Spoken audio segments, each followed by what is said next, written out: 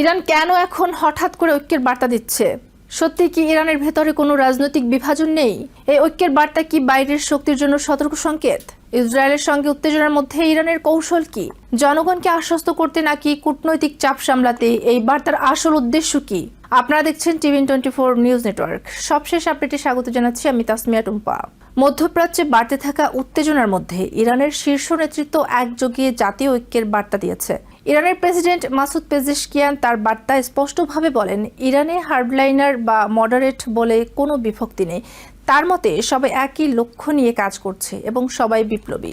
তিনি জোর দিয়ে বলেন, রাষ্ট্র এবং জনগণের মধ্যে দৃঢ় ঐক্য এবং সর্বোচ্চ নেতার প্রতি আনুগত্যই ইরানের শক্তির মূল ভিত্তি। তিনি আরও বলেন, এই ঐক্যের মাধ্যমেই ইরান যে কোনো আগ্রাসনের জবাব দিতে সক্ষম হবে।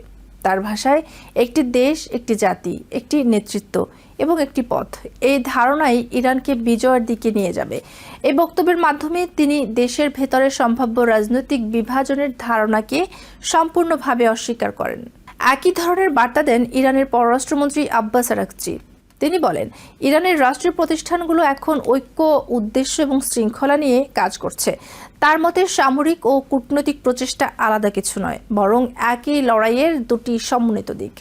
তিনি আরও দাবি করেন, সাম্প্রতিক ঘটনাগুলো প্রমাণ করে যে বাইরের চাপ বা হামলা ইরানের অভ্যন্তরীণ শক্তিকে দুর্বল করতে পারেনি, বরং এসব ঘটনার ফলে দেশটির জনগণ আরও বেশি ঐক্যবদ্ধ হয়েছে। তার ভাষায়, ইরানিরা এখন আগের যে কোনো সময়ের চেয়ে বেশি একতাবদ্ধ।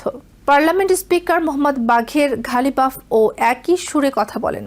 তিনি তার বার্তায় বলেন, ইরানে কোনো রাজনৈতিক বিভাজন নেই এবং সবাই একসঙ্গে কাজ করছে।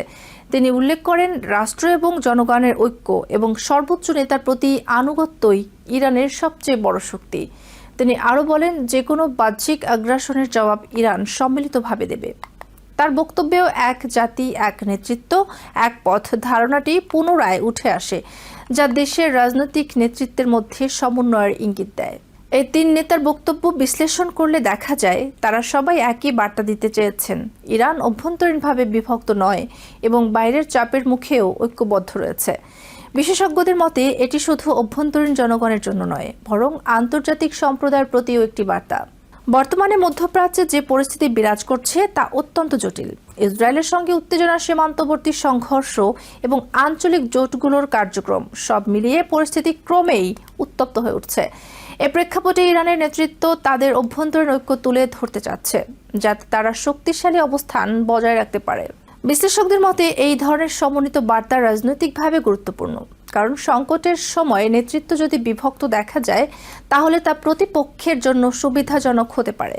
তাই ইরানের শীর্ষ নেতারা একযোগে ঐক্যের বার্তা দিয়ে সেই সম্ভাবনাকে নাকচ করার চেষ্টা করছেন। এছাড়া এই বার্তাগুলো দেশের জনগণের মনোবল ধরে রাখার ক্ষেত্রেও গুরুত্বপূর্ণ ভূমিকা পালন করে। সংকটের সময় জনগণকে আশ্বস্ত করা এবং তাদের মধ্যে আত্মবিশ্বাস তৈরি করা যে কোনো সরকারের জন্য গুরুত্বপূর্ণ। ইরানের ক্ষেত্রেও সেটি দেখা যাচ্ছে। একই সঙ্গে কূটনৈতিক ক্ষেত্রেও এই ঐক্যের বার্তা গুরুত্বপূর্ণ।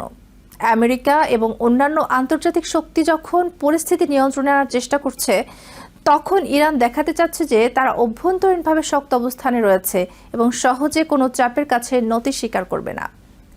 ইরানের শীর্ষ নেতাদের এই সমন্বিত বক্তব্য একটি সুস্পষ্ট বার্তা বহন করে, দেশটি বর্তমানে ঐক্যবদ্ধ এবং যে কোনো চ্যালেঞ্জ মোকাবেলার জন্য প্রস্তুত।